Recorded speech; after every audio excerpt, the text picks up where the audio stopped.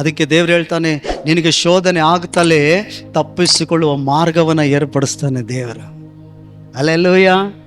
ತಪ್ಪಿಸಿಕೊಳ್ಳುವ ಮಾರ್ಗವನ್ನು ಏರ್ಪಡಿಸ್ತಾನಂತೆ.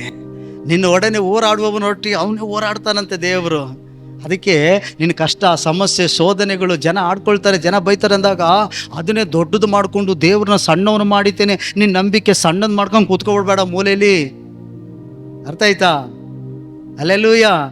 ಅವರು ನಿನ್ನ ಸಂಗಡ ಹೋರಾಡೋದಲ್ಲ, ನಿನಗೆ ಬೈಯೋದಲ್ಲ, ನಿನ್ನ ಮೇಲೆ ಕೆಟ್ಟ ಮಾತನಾಡೋದಲ್ಲ. ಯಾರಿಗೆ ವಿರೋಧವಾಗಿ ಅವ್ರು ಮಾಡ್ತಾ ಇರೋದು? ದೇವರಿಗೆ ವಿರೋಧವಾಗಿ. ನೋಡಿ, ಅಪೊಸ್ತಲ ಕೃತ್ಯ 9ನೇ ಅಧ್ಯಾಯ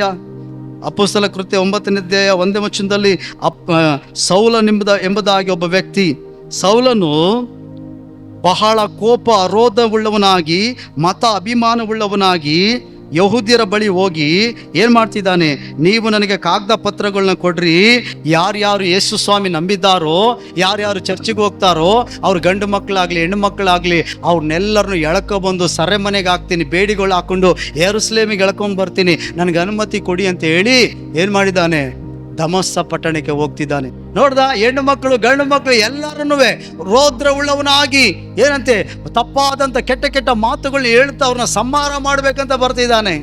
ಈಗ ದೇವರು ದಮಸ್ಕ ಪಟ್ಟಣದಲ್ಲಿ ಅವನಿಗೆ ದರ್ಶನ ಕೊಟ್ಟರು, ಎನ್ಕೌಂಟ್ರ್ ಮಾಡಿದ್ರು. ಈಗ ಅವನಿಗೆ ಕೇಳ್ತಿದ್ದಾನೆ, ಅವನು ಬಿದ್ದೋಗ್ಬಿಟ್ಟ, ಕುದುರೆಯಿಂದ ಕಣ್ಣು ಕಾಣ್ತಾ ಇಲ್ಲ ಸೌಲನಿಗೆ. ಈಗ ದೇವ್ರಿಗೆ ಕರ್ತನ ಕೇಳ್ತಿದ್ದಾನೆ, ಸೌಲನೇ ಸೌಲನೇ ಯಾಕೆ ನಾನು ಹಿಂಸೆ ಪಡಿಸ್ತಿದ್ದಿ? ಈಗ ಅವನು ಕೇಳ್ತಿರೋ ಪ್ರಶ್ನೆ ಏನು, ಕರ್ತನೆ ನೀನು ಯಾರು? ನೀನು ಹಿಂಸೆ ಪಡಿಸುವ ಯೇಸುವೆ. ಈಗ ಅವನು ಮತ್ತೆ ಪ್ರಶ್ನೆ ಕೇಳಿದ್ರೆ, ಸ್ವಾಮಿ ನಿನ್ನನ್ನು ಯಾವಾಗ ನಾನು ಹಿಂಸೆ ಪಡಿಸ್ದೆ? ಹಲ್ಲೆಲೂಯಾ. ಅವನು ಹಿಂಸೆ ಹೋಗ್ತಾ ಇರೋದು ಯಾರಿಗೆ? ಯೇಸು ಸ್ವಾಮಿ ನಂಬಿದವ್ರ ಮಕ್ಕಳಿಗೆ ತಾನೆ. ಹಾಗಾದ್ರೆ ಯೇಸು ಸ್ವಾಮಿ ನಂಬಿರೋ ನಿನಗೆ ಹಿಂಸೆ ಪಡಿಸೋರು, ನಿನ್ನ ಜೊತೆ ಹೋರಾಟ ಮಾಡೋರು, ನಿನ್ನ ಕುಟುಂಬಕ್ಕೆ ವಿರುದ್ಧವಾಗಿ ನಿಂತ್ಕೊಳ್ಳೋರು, ನಿನ್ನ ಬಗ್ಗೆ ಇಲ್ಲದೆಲ್ಲ ಸುಲ್ಲದ ಮಾತುಗಳನ್ನ ಹೇಳೋರು, ನಿನ್ನ ಬಗ್ಗೆ ಚಾಡಿ ಹೇಳೋರು, ನಿನ್ನ ಕುಟುಂಬ ಕುರಿತು ನಿನ್ನ ಕುರಿತು ಮಾಟ ಮಂತ್ರ ಮಾಡೋರು, ನಿನ್ನ ಕುರಿತು ಯಾರ್ಯಾರಿಗೂ ಹಾಕ್ಕೊಡೋರು, ಯಾರ್ಯಾರಿಗೂ ಸಂಘ ಪರಿವಾರ ಕೇಳ್ಕೊಡೋರು, ಅವರು ನಿನ್ನ ಪರವಾಗಿ ನಿನಗೆ ವಿರೋಧವಾಗಿ ಮಾತ್ರ ಯುದ್ಧ ಮಾಡಲ್ಲ, ಅವರು ಯೇಸುವಿಗೆ ವಿರೋಧವಾಗಿ ಯುದ್ಧ ಮಾಡ್ತಾರೆ. ನಿನಗೆ ನನಗೆ ವಿರೋಧವಾಗಿ ಯುದ್ಧ ಮಾಡ್ಬೋದು, ಗೆಲ್ಬೋದು, ಆದರೆ ದೇವರಿಗೆ ವಿರೋಧವಾಗಿ ಯುದ್ಧ ಮಾಡಿ ಗೆಲ್ಲಕ್ಕಾಯ್ತದಾ? ಆಯ್ತದಾ? ಹಾಗಾದ್ರೆ ನಿನ್ನ ತಾಕುವವರು ದೇವರ ಕಣ್ಣುಗುಡ್ಡೆಯನ್ನು ತಾಕದಂಗಂತೆ.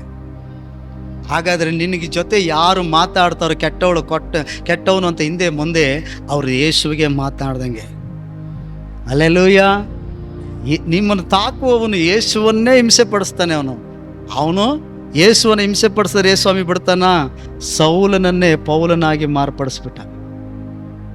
ಹಲ್ಲೆಲೂಯಾ. ಅದಕ್ಕೆ ದೇವರು ಹೇಳ್ತಿದ್ದಾನೆ, ಪರಿಸ್ಥಿತಿಗಳು ನೋಡಿ ಕಳವಳ ಪಡಬೇಡ, ನಿನ್ನ ನಂಬಿಕೆ ದೇವರ ಮೇಲಿರಲಿ. ಯಾಕಂದರೆ ನಿನ್ನ ಸಮಸ್ಯೆಗಳಿಗಿಂತ ದೊಡ್ಡವನು ದೇವರು.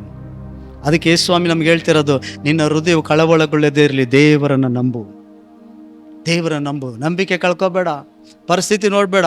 ನಿನ್ನ ನಂಬಿಕೆ ಮನುಷ್ಯರ ಮೇಲೆ ಇರಬಾರ್ದು. ನಿನ್ನ ನಂಬಿಕೆ ಯಾವುದೋ ಡಿಪಾರ್ಟ್ಮೆಂಟಲ್ಲಿ ಅಧಿಕಾರದಲ್ಲಿರುವಂಥ ಅಧಿಕಾರಿ ಆಗಿರಬಾರ್ದು. ನಿನ್ನ ನಂಬಿಕೆ ನಿನ್ನ ತೋಳಿನ ಮೇಲೆ ಇರಬಾರ್ದು. ನಿನ್ನ ನಂಬಿಕೆ ನಿನ್ನ ಹಣದ ಮೇಲೆ ಇರಬಾರ್ದು. ನಿನ್ನ ನಂಬಿಕೆ ನಿನ್ನ ಕೆಲಸ ಕಾರ್ಯಗಳ ಮೇಲೆ ಇರಬಾರ್ದು.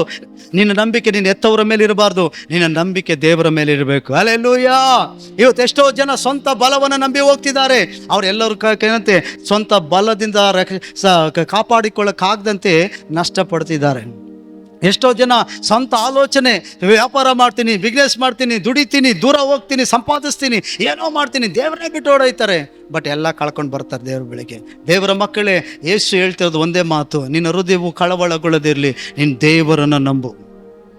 ನಾನು ಇದು ಮಾಡ್ತೀನಿ ಅಂತ ಹೇಳಿ ನಿನ್ನ ಮೇಲೆ ನೀನು ಭರವಸೆ ಇಟ್ಕೊಳ್ಬೇಡ. ದೇವರು ಹೇಳಿದ್ರೆ ಖಂಡಿತ ನಾನು ಮಾಡ್ತೀನಿ ಅಂತ ಹೇಳು. ದೇವರ ಮೇಲೆ ನಿನ್ನ ವಿಶ್ವಾಸ ಇರಲಿ. ಹೆಂಗೋ ಓದ್ತಾ ಇದ್ದೀನಲ್ಲ, ಜ್ಞಾನ ಆಯ್ತಲ್ಲ, ಮಾಡೇ ಬಿಡ್ತೀನಿ. ನಿನ್ನ ಜ್ಞಾನ ನಿನ್ನ ಕೈ ಹಿಡಿಯಲ್ಲ. ನಿನ್ನ ತೋಳಿನ ಬಲ ನಿನ್ನ ಕೈ ಹಿಡಿಯಲ್ಲ. ನಿನಗೆ ಬರ್ತಿರೋ ಹಣ ನಿನ್ನ ಕೈ ಹಿಡಿಯಲ್ಲ. ನಿನ್ನ ಜೊತೆ ಇರೋ ಸ್ನೇಹಿತರನ್ನ ಯಾರು ನಂಬ್ತೀಯೋ ಅವ್ರ ಕಡೆ ತನಕ ನಿನ್ನ ಹತ್ರ ಇರಲ್ಲ. ಅದಕ್ಕೆ ಯೇಸು ಹೇಳ್ತಾ ಇರೋದು, ನಿನ್ನ ದೇವರನ್ನು ನಂಬು ಅಂತ ಹೇಳ್ತಾ ಇರೋದು. ಹಲ್ಲೆಲೂಯಾ.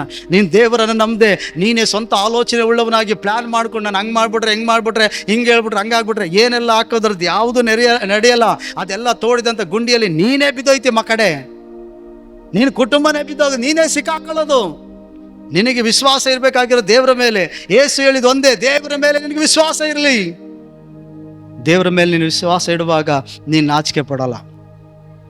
ದೇವರ ಮೇಲೆ ನೀನು ವಿಶ್ವಾಸ ಇಡುವಾಗ ಖಂಡಿತ ನೀನು ಅವಮಾನ ಪಡಲ್ಲ. ಯಾಕಂದ್ರೆ ರೋಮಪತ್ರಿಕೆ ಹೇಳ್ತದೆ, ಹಗ್ಗಾಯನ ಪ್ರವಾದನೆ ಹೇಳ್ತದೆ, ನನ್ನ ಮೇಲೆ ವಿಶ್ವಾಸ ಇಡೋನು ಎಂದಿಗೂ ಆಶಾಭಂಗ ಪಡಲ್ಲ ಅಂತ ಹೇಳ್ತದೆ. ನೀನು ದೇವರ ಮೇಲೆ ವಿಶ್ವಾಸ ಇಟ್ಟಾಗ ನೀನು ಎಂದಿಗೂ ನಾಚಿಕೆಪಟ್ಟು ಹೋಗಲ್ಲ. ಹಲ್ಲೆಲೂಯ.